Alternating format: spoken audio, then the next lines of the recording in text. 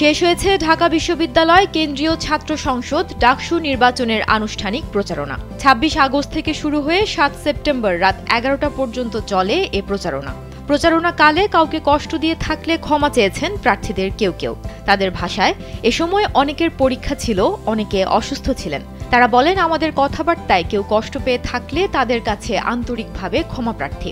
রোববার প্রচারণা শেষে ঢাকা বিশ্ববিদ্যালয়ের মধুর ক্যান্টিনে এক সংবাদ সম্মেলনে ছাত্র শিবির সমর্থিত ঐক্যবদ্ধ শিক্ষার্থী জোটের ভিপি প্রার্থী আবু সাদিক কায়েম ক্ষমা চেয়েছেন। সাদিক কায়েম বলেন, আমরা যখন প্রচারণা শুরু করেছি তখন চেষ্টা করেছি প্রতিটি হলে হলে যাওয়ার জন্য, শিক্ষার্থীদের কথাগুলো শোনার জন্য। ওয়ালটন এখন দেশের সীমানা পেরিয়ে পৌঁছে গিয়েছে ৫০টিরও বেশি দেশে। ওয়ালটন, ঘরে ঘরে বিশ্বজুড়ে। তবে অনাবাসিক সব শিক্ষার্থীর কাছে পৌঁছাতে পারিনি, এজন্য তাদের নিকট ক্ষমা প্রার্থী। তিনি আরো বলেন, আমাদের রাজনৈতিক ভিন্নতা আছে, কিন্তু জুলাই প্রশ্নে, বাংলাদেশ প্রশ্নে আমরা ঐক্যবদ্ধ।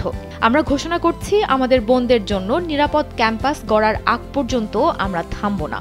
প্যানেলের জিএস প্রার্থী SM ফরহাদ বলেন, আমরা স্বপ্নের ক্যাম্পাস করতে চাই, প্রত্যেক শিক্ষার্থীকে সঙ্গে নিয়ে পথ চলতে চাই। আমরা একটা সুন্দর ক্যাম্পাস চাই যেখানে সব বৈচিত্র্যকে সঙ্গে নিয়ে এগিয়ে যেতে পারব। তিনি আরো বলেন, আমরা শিক্ষার্থীদের সব কথা শোনার চেষ্টা করেছি, আমাদের কথাবার্তা, আচরণে কেউ যেন কষ্ট না পায় সেই চেষ্টা করেছি।